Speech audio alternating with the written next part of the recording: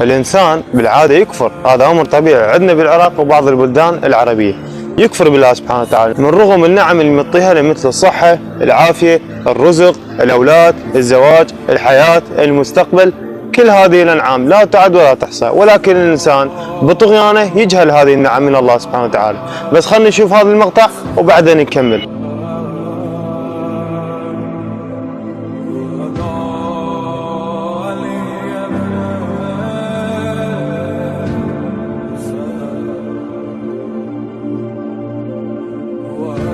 مثل ما شفتوا هذا الشخص كان بلحظات تقتله السيارة بهذا الحادث، لكن الله سبحانه وتعالى بلطفه وبرحمته بعد هذا الشخص عن هذا الحادث وكتب له عمر جديد. بسم الله الرحمن الرحيم، إن الله يمهل ولا يهمل، صدق الله العظيم. فأنت اللي تكفر احمد ربك وارجع لربك واعبد ربك واستغفر أحسن ما يفوت الأوان. والسلام عليكم ورحمة الله وبركاته، والحمد لله وشكر ربي على كل حال وعلى أي حال، ونسأل الله السلامة للجميع، ومع السلامة.